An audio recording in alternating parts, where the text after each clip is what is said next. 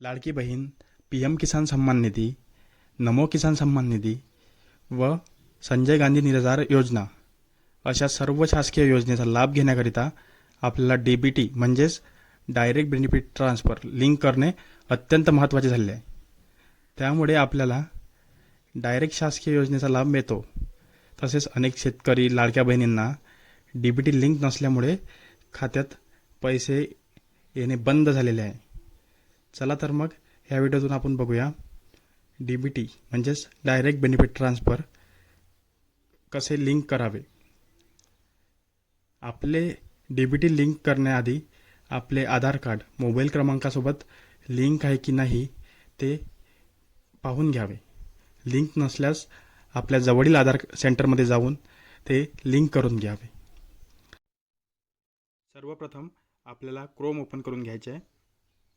त्यानंतर इथे आधार card log in या नावाने सर्च करून घ्यायचे आहे.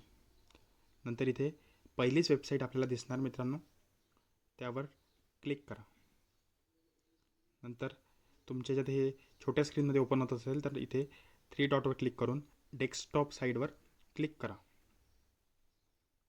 व नंतर लॉग इनवर क्लिक करा. इथे आपला 12 अंकी आधार कार्ड नंबर टाकून घ्यायचा आहे.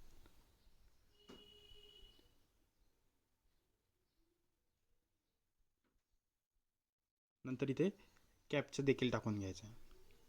मी पण टाकत आहे, तुम्ही बरोबर बघून घ्या आणि तसंच करा. नंतर लॉग इन विथ OTPवर क्लिक करा. आपल्याला इथं OTP टाकून घ्यायचा आहे. जो पण लिंक असेल आपला नंबर त्यावर OTP येणार.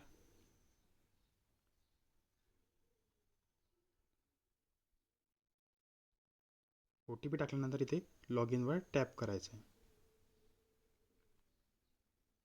अतिशय सोपी पद्धत आहे मित्रांनो, पद्धतशीर बघा. त्यामध्ये हे ओपन झाल्यानंतर आपल्याला खूप सारे ऑप्शन बघायला मिळणार आहे. त्यामध्ये पहिले आहे आधार अपडेट, नंतर डाउनलोड आधार, तसेच ऑर्डर PVC कार्ड, तसेच document update, bank seeding, lock biometric, unlock biometric, तसेच जनरेट व्हर्च्युअल ID असे खूप ऑप्शन बघायला मिळणार आहे. त्यापैकी आपल्याला बँक सीडिंग चेक करायचे आहे, म्हणजेच आपले DBT लिंक आहे की नाही. त्याकरिता आपल्याला बँक सीडिंगवर टॅप करायचे आहे. आता हे माझे लिंक असल्यामुळे इथे राईटची खूण आणि बँकेचं नाव शो करत आहे. तसेच आता इथे तुमचे जर क्रॉस दिसत असेल किंवा मग राईटची खूण दिसून खाली ॲक्टिव्हच्या जागी इनॲक्टिव्ह दिसत असेल तर त्याकरिता आपण त्यामध्ये मुख्यतः 3 प्रकारचे स्टेटस बघायला मिळणार. आपण स्क्रीनवर बघतच आहे. पहिलं म्हणजे बरोबरची खूण व congratulation your Aadhaar mapping has been done असे लिहिलेले असून खाली आधार नंबरचे शेवटले 4 अक्षर व त्याखाली बँकेचे पूर्ण नाव आणि सीडिंग स्टेटसमध्ये बँक सीडिंग स्टेटसमध्ये ॲक्टिव्ह देखील शो करणार व खाली तारीख देखील लिहिलेली असणार. तसेच दुसऱ्या पावतीमध्ये आपल्याला चुकीची खूण म्हणजेच क्रॉस दिसणार व त्याखाली आधारचे शेवटचे 4 अक्षर आणि बँक सीडिंग स्टेटसमध्ये इनॲक्टिव्ह दिसणार व त्याखाली please check with your bank to get your Aadhaar number link to your bank account असे शो करणार. आणि तिसऱ्या पावतीमध्ये आपल्याला बरोबरची खूण तर दिसणार, मात्र बँक नेममध्ये बँक पण दाखवणार, पण सीडिंग स्टेटसमध्ये इनॲक्टिव्ह शो करणार. अशा या तिन्ही प्रकारच्या स्टेटस पाहिल्यानंतर आपण काय करायचे, चला तर मग बघूया.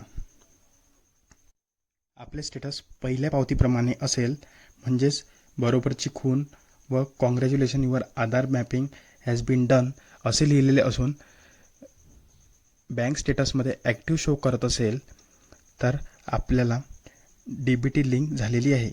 आपल्याला काहीही करायची गरज नाही व आपल्याला सर्व योजनेचे पैसे देखील मिळतील. तसेच दुसऱ्या पावतीमध्ये म्हणजेच आपल्याला चुकीची खूण म्हणजेच क्रॉस आणि खाली DBT इनॲक्टिव्ह म्हणजेच बँक स्टेटस इनॲक्टिव्ह शो करत असेल तर आपल्याला लवकरात लवकर पोस्टाचे खाते ओपन करून घ्यायचे आहे, जेणेकरून आपल्याला कोणतेही पैसे लगेच आपल्या खात्यात येतील व 8 ते 10 दिवसात DBT देखील लिंक होऊन जाणार. व तसेच तिसरे म्हणजेच बरोबरची खूण तर दिसणार, मात्र आपल्या बँक सिलिंग स्टेटसमध्ये इनॅक्टिव्ह शो करणार. अशा प्रकारचे जर स्टेटस शो करत असेल तर त्यामध्ये आपल्याला ज्या बँकेचे नाव तिथे दिसत असेल त्या बँकेत जाऊन आपले आधारची KYC करून घ्यायची आहे व नंतर DBT लिंक करायला देखील बँक कर्मचाऱ्याला लावायचे आहे व नंतर त्यामुळे तिथून 8 ते 10 दिवसात आपली DBT देखील लिंक होणार व सरकारी योजनेचा लाभ डायरेक्ट आपल्या खात्यात जमा देखील होणार. असे अनेक नवनवीन व्हिडिओ बघण्याकरिता चॅनलला सबस्क्राईब करा. व्हिडिओ आवडला असेल तर लाईक करा आणि कमेंट देखील करा. धन्यवाद.